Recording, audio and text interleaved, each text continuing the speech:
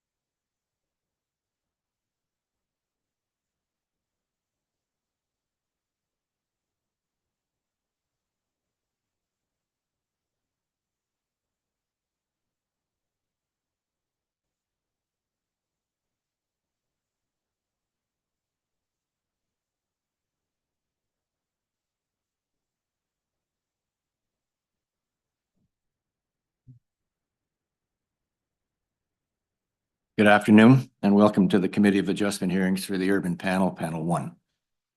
We are a City of Ottawa quasi-judicial tribunal that holds public hearings to consider Planning Act applications, including minor variances to the zoning requirements and consents to sever land. Excuse me. Our hearings are now in person at Ben Franklin Place, 101 Centrepoint Drive. We also enable remote participation by video conferencing for our registered speakers. We are live streaming on YouTube and the video will be archived and available for future viewing by the public. My name is John Blatherwick and I'll be chairing today's hearing. With me today are my fellow panel members, Ms. Lecquier, Mr. Coakley, Mr. Peklikin, and online, Ms. Tremblay. Listed on the agenda and appearing on screen from time to time are the applications we'll hear today. For the sake of efficiency, we may deal with agenda items in a different order, and we will. For your information, please understand that panel members have reviewed the planning reports and any written submissions in support or in opposition to each of the applications. Today, we will hear any oral submissions relating to the applications. As part of the statutory public notification requirements, each applicant is required to post a sign on the property in question before the hearing, and I'm assuming we have all the statutory declarations. Okay. The panel may ask for a brief presentation of an application, followed by questions for the applicant and or the applicant's agent and city planning staff.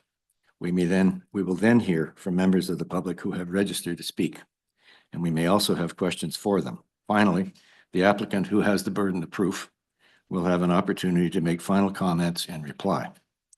Please address your comments to the chair, stating your name and spelling it if necessary, and giving us your municipal address as well for the record.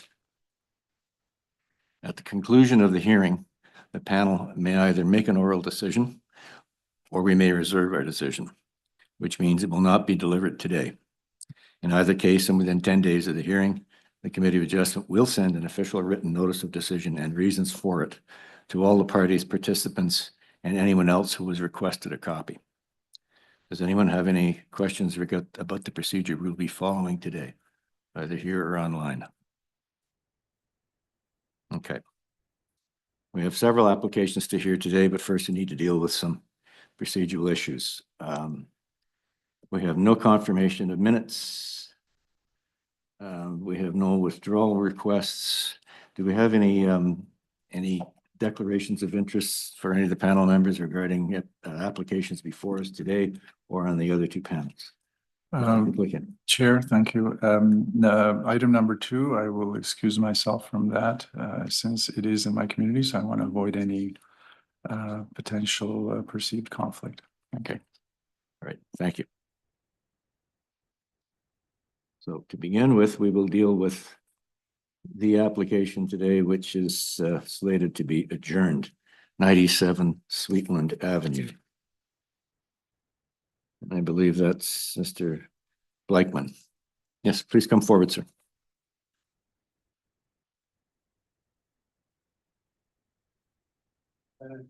Have a seat, please. And green button and turn on your mic. Okay. We understand that there needs to be an adjournment for this application because of. Yes, it has to be adjourned because there are 2 additional minor variances that have to be added that are related to the existing structure that remains. And you're also going to redo the site plan as well? Yeah, we will do adjustments for as Okay. per the points that Penelope raised. Yeah. Yes. And the planning department's in support of this adjournment? Thank you, Mr. Chair. That's correct. Okay. All right. So since this is additional variances, we'll be adjourning this application sine die. What does it mean?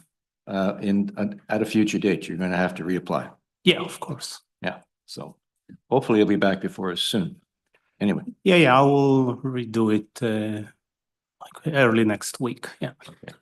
Well, for the 4 of us who are deliberating on this, okay with the adjournment? Fine. All right, your application is adjourned, sine die. Thank you very much. Thank you. See you soon.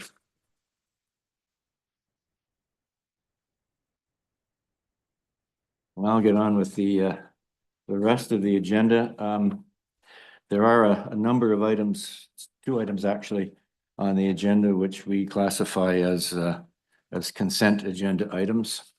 And for the public's information, for an unopposed application, there are no objections or concerns from the parties, the applicant, the city, or the public with the application. There's no amendments required. There are no registered speakers. Signposting declaration has been received. The applicant or their agent has confirmed that they agree with all requested conditions, if any, and there are no questions from the panelists.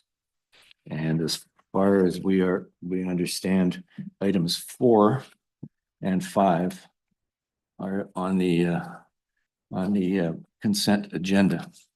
And I believe it's Mr. Robinson who is on both of these. Mr. Robinson, thanks.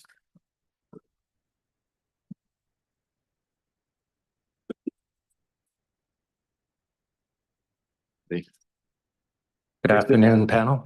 Mr. Robinson. First applications for 125 and 135 Oshedinaa Street. And the second application is for 30 Railway Street. Is there anything you need to add to any of these applications? No. Panels information. Okay. All right. So like I said, these are on the consent agenda. They meet our requirements. All in favor of approving items 4 and 5 on the agenda, today's agenda. Okay. Your applications are approved, Mr. Robinson. Good luck with your projects. Thank you very much. Very welcome.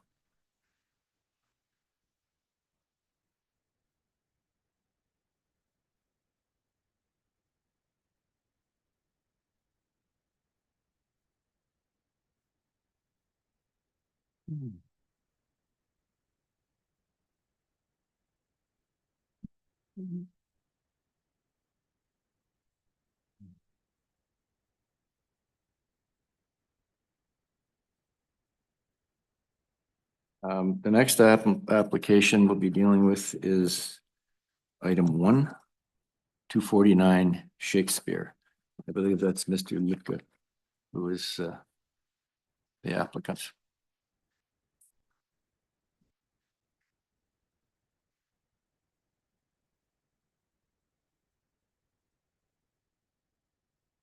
Good afternoon, thank you. Your My name address- is Niels Lutka. Your address for the record, please, sir. My address is 233 Stewart Street, Ottawa. The committee has no issues with your application, but there are several questions. I think panel member Flickin had a question for you. Yes, thank you, Chair. I'm curious about something. It's just a clarification question. Sure. Your proposal letter, the first page at the bottom said that this was approved initially in September last year, Correct. and then coming back with an additional variance. And on page 2, there's mention of in the minor variance section, the request for relief of the rear yard setback will allow for a design that includes 8 units. With the original proposal that came in, was it 8 units or was it less or Same, more? same. Same. So it's really the same. It's the same building, same structure. Okay, so I'm trying to understand how that. Oh, there was just an oversight from our office on including the writing in the letter to include that minor variance. Okay, so there's no real change to. No, everything. Design, footprint. You know, Okay, thank you. welcome. And I have a question for you, Mr. Litka. Okay. I was reviewing the envelope drawings, and I noticed that this is an 8-unit low-rise apartment building. So my question is, why are there 9 gas meters and 9 hydro meters along the side of the building? One is for common area. Both of them? Yeah. So you're going to heat and electricity into the basement? Well, the common area staircases, front entrance, Okay. those lights have to stay on 24/7 Okay. as per the regulations. So that requires an extra Okay. meter and hydro because the the building owner will pay those. Okay. As opposed to the tenants. And the extra gas meter Same. for heating? Okay. Yeah. Like, that's what I figured. I was just curious. Yeah, no. Okay. Anyway, this is an application to permit a reduced corner side yard setback for the construction of a 3-story, 8-unit low-rise apartment. The planning department has no concerns. No other agencies have any concerns. There were no comments from the public. You're aware of the standard condition that the committee will impose, that subject to location and size of the proposed construction being in accordance with the plans filed. Okay. Yes. All right. Any questions from the panel regarding this application? And is there any questions or comments from the public, either in the room or online, regarding this application? Mr. Litka. Hi, just in preparations for today, I learned this morning that there was a follow-up to the zoning examination. I received the zoning deficiency letters previously in late 2024. Just this morning, Penelope Horn from the committee, a planner, informed me that I'm not meeting the required 25% rear yard area. And so just based on quick calculations, I'm at about 17%. So I don't have that. And I think it would be probably a good idea for me to add another minor variance for reducing the minimum rear yards area from 25% of the lot property area to 17%. Well, that means we'll have to adjourn this, and you're going to have to refile for an additional variance. Yeah, I'll have to do that. But if I could just make it clear, please, that means I'm just taking the existing application and making the amendments to include the rear yard minimum. We have to go through the process again. You've added a variance. Right. So we have to go through the whole process. Okay, but in saying that, I just want to make sure I'm not, there's not going to be another requirement for the fee for the. Yes, there will be. There would be. Yep. How can I avoid that? How can I get around Can't. that? Unfortunately.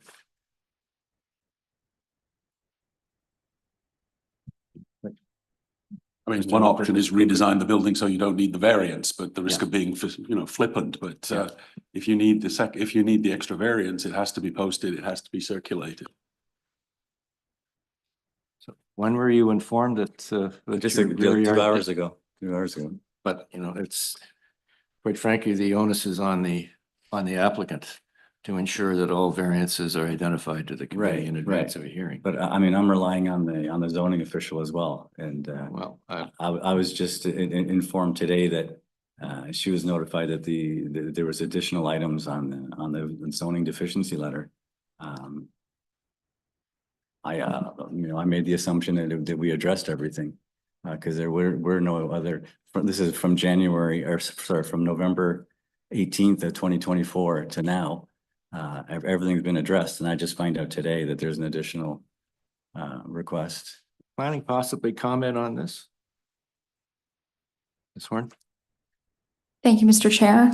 So essentially, when we're reviewing the application, we're really reviewing it to make sure that it meets the 4 tests, rather than doing a full zoning review. That's typically done through the zoning plans examinations.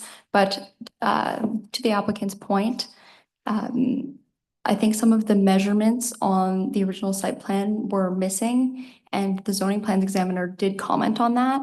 But for that reason, it wasn't really identified as a variance. It was identified as a request to have those measurements provided. And once those measurements were provided, then there was a realization that another variance was necessary. I believe that's the case, yeah. I'm afraid you're gonna have to go through the process again, Mr. Litka. Okay, so just to recap, if I were to make amendments to the actual building footprint to obtain that 25% at the rear, then I'd be okay. What would that would just require a sine die? Well, we could adjourn this application to give you an opportunity to revise your plans, to eliminate the need for that extra variance. Okay, I'd request that then. That's what I prefer to do that, and then to go through the whole process again. That seem reasonable, Madam Secretary Treasurer? Yes, that seems reasonable. How long would you expect that would take? Oh, just a few days. Today's Wednesday. I could have it ready for Monday for sure. There is space on the March 19th agenda. And have you been notifying the abutting and adjacent residents of that they know what's going on with this site? Well, I mean, the signage was posted. But they received a notification. Every property owner that's within 60 meters receives a notification that this is happening today. Okay. So I would suggest that if you redesign the site and redesign the site plan, that you circulate those redesigns to the neighbors within 60 meters. Sure. Just as a matter of courtesy to the Right. property owners. But again, I'm not increasing the building. I'm reducing the Yeah, building but it's size. just as a matter of courtesy to your neighbors. Sure.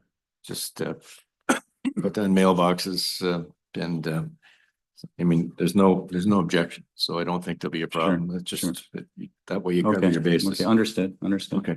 Yeah. All right, I'll then. do that. So if you're 19th of March, you said, Madam Secretary Treasurer? Okay. All in favor of adjourning the application until the 19th of March? Okay. All right, we will adjourn until the 19th of March. See you later this month. Thank you.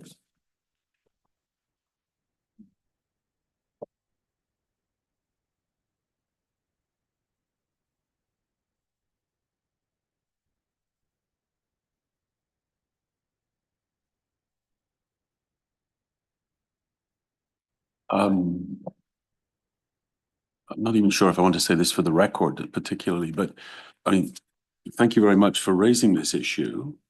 But if you hadn't raised it with us, we could have proceeded with a decision on the variance. Yeah. And we would have been back at this in 2 months' time or something like that. I mean, it's a little concerning to hear that that issues like this are raised on the day of the hearing and that the panel isn't in some way advised that there's a possible issue that needs to be addressed. I agree. I mean, I think we've landed on a good resolution for this at this point, but things could have gone very squirrely. I agree. I received the email, like I said, just a couple of hours ago from Penelope, and I'm very grateful that she did spot that and let me know. I wasn't aware of it. You know, we would have gone through and you would have approved everything and I would have left, and then I would have received a letter from zoning upon building permit issuance saying, hey, we caught something here. For my own understanding, Madam Secretary, Treasurer, so when an application is adjourned sine die, there's a recirculation fee. When it comes back, like we're doing now, there's no recirc fee. If he looks and decides, you know what, I can't make the math, and I'm gonna need another minor variance, the fee application, I'm not knowledgeable of this, but like every time a minor variance is like, you don't pay 7 times the fee for 7 minor variances. No, it's a one-time fee. And through you, Mr. Chair. Sorry, can you just mute? Yeah. The recirculation fee is $730. So every time the notice has to go out, that fee is applied. So every time a new variance is added after the initial submission. So if he were to come back and say, the math isn't mathing, I'm gonna keep my design as is, he comes back with an additional minor variance. We're just back here, there's no additional fee because there's been no recirc. On March 19th, On they would March need to be 19th. adjourned sine die for recirculation at that point to add the new variance. Okay, I just wanted to make sure that the options were clear of if you Right. wanna. I'm totally avoiding the need for another minor variance by amending the building to suit. So, If that's easier for you, I just wanted to make sure both options were clear. Geez, we need the money, you know? trust me, you're I'm getting being enough money. facetious. All right, Thank you. so we'll see you in 2 weeks. Less than that. Yeah, I guess you said the 19th. Yep. Yeah, I'll have my paperwork on site by Monday. All right, Thank okay. you. Thank you.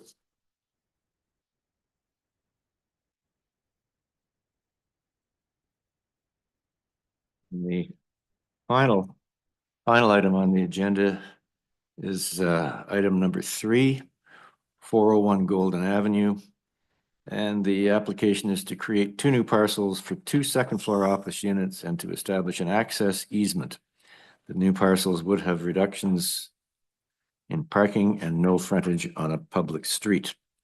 And I believe the agent is Miss Mullins.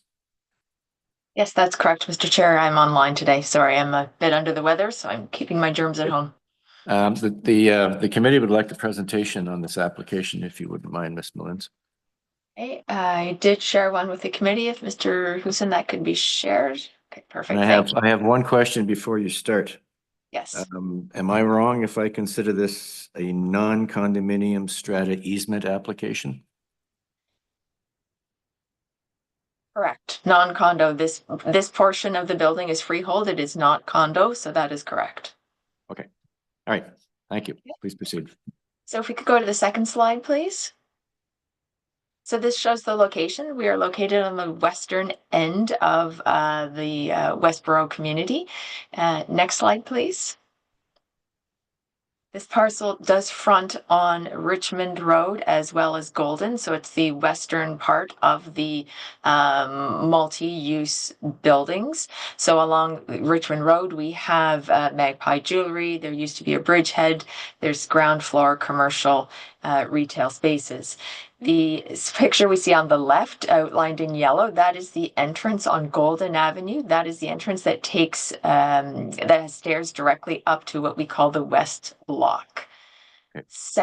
Next image, or next slide, please. Thank you. So these are the severances we're seeking. We're seeking a severance to create what is called the West Block. That's 401A Golden Avenue, west part of the building. The second is to create the East Block. It's also called 401 Golden Avenue, but it's on the east side of the building. There are corresponding easements, access easements sought in order to for access to these units, as well as an easement over what are going to be the retained lands. So what we have is a two-story structure. So ground floor retail, as we said, is along Richmond Road, but above the back portion of that retail at the second level are these two office units. If we could go to the next slide, please. So this shows an image at the second level. So the purple on the left side is the staircase from Golden Street level up to the second floor. The Part 4 block, the Western block, that shows you the configuration of the office at the second level. So just while we're here, I'm going to show you, advise that the portion we see to the bottom of the page, you see there are units there. Those units are not part of this freehold structure. They are actually condo units that are part of the freehold structure. But I merely point that out just to show that that is not part of the block that we're talking about. Next slide, please. This shows the configuration of the east block on the second story and how it is defined. Next slide, please. This defines the common access parts as indicated on 4R 24019. Some of these are owned by the commercial block, which we are seeking the severances from. So that's parts 3 and 5, the commercial block. The remaining pieces, which are 4, 9, 11, 16, and 17, are actually owned by the condo block, which is both commercial and residential. There is indeed already a JUMA in place for these separate components to work together. And as part of this severance application, the JUMA would be revised to account for the newly created East and West blocks. Next slide, please. So this is a depiction of those common access blocks that I just outlined. So parts 17 and I think that's 16 or 18 are elevator blocks. What we see in yellow, part 9 to the east side of the building, that is the staircase that does go up to access the east block as well. And so what we see on sheet 1 is the ground level common access components, Sheet 2 shows us the common access components on the second story. Slide, please. So this is just a statement that it's our opinion that the consents do indeed comply with all components of the Planning Act. The committee does indeed have the jurisdiction to provide stratified consents, which this clearly is, and that there are no public impacts with respect to this application. Next slide, please.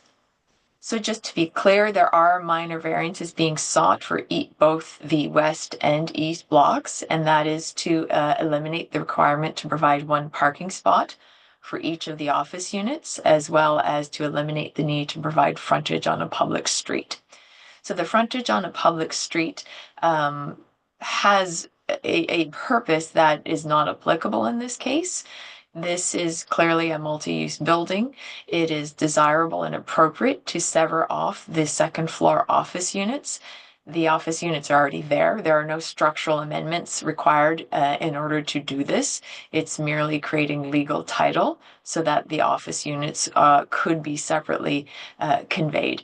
There has been interest, tenants looking for smaller units to purchase, and we think that this is a great example, an opportunity in order to do so, to provide a different type of tenure available to the market.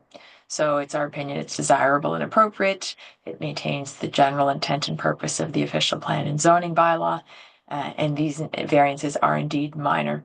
I'll speak briefly to the parking. The elimination of the requirement to provide any parking, we believe is appropriate. This is clear. This is within proximity to the LRT station. It's within 400 meters of that. There is ample public transit on Richmond Road. Pedestrians can walk. There's bicycle facilities available. There is also public parking available underground in the parking garage. We didn't feel it was necessary to have assigned parking for these units. That would have also resulted in a very complex severances in order to identify 2 parking spaces that weren't currently being used by occupants of the office unit. So we did not feel it was necessary to go forward with that. I believe that's the last slide in my presentation. Yes, we are aware of the comments received. There were no objections.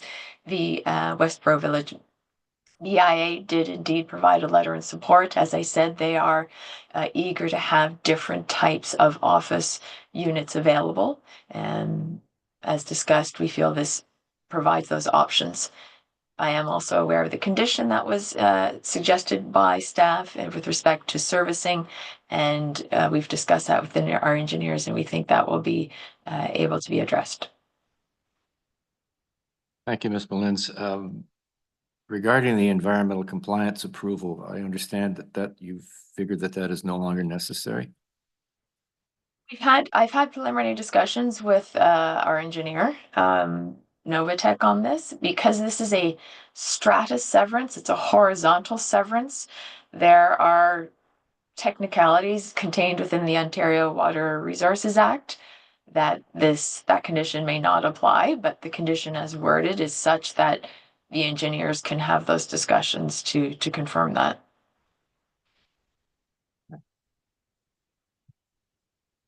And the easements cover everything that they need to cover, I'm assuming? We have certainly attempted to cover that, yes. Water, HVAC, telecommunications, all the rest of that, all the rest of those elements that are part and parcel of this. Yeah, okay. And that's also covered in the JUMA. Okay. And so the original joint use and maintenance agreement is going to be amended. Correct. The original JUMA actually has a schedule that says in the future, if a revision is required to add another unit, that there's actually a schedule that contains the necessary revision. So yes. Right. Thank you, Ms. Mullins. Are there any questions from the members of the panel? Mr. Coakley. Thank you, Mr. Chair. First of all, a comment, Ms. Mullins. You may know a certain Professor Joe Roach at the University of Ottawa. I remember way back when in the early 80s, him commenting that he really didn't think a condominium act was absolutely necessary because you could probably achieve the same ends doing something very much like what you're trying to do today. So I thought it was quite interesting to see your application, and thank you very much for being so clear in it and your presentation. My question, though, one thing that was not entirely clear to me, and it may well be that you have addressed it, and I didn't sort of see the relevant piece. Will each of these 2 units, once severed, have elevator access, or will it looks as if one might only be accessible by a staircase? Is that just me misinterpreting the material? If we go back to slide number 8, please, I can demonstrate with the graphics. Yes, to answer your question, yes, they have elevator access.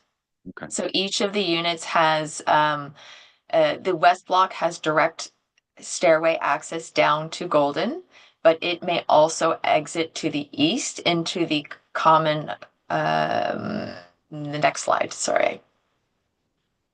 Those are the part numbers, they're graphics. So if we look at sheet number 2, that's the second floor. The west block, as we call it, is to the left of what you see as part 10 and part 11. So the west block has access to part 11, which is the common access hallway that takes them to the elevators indicated as 17 and 16 or 18. I'm sorry, it's a little fuzzy there. Okay, thank you very much. Mr. Coakley, any other questions from the members of the panel? Do we have any questions or comments from members of the public in attendance or online regarding this application?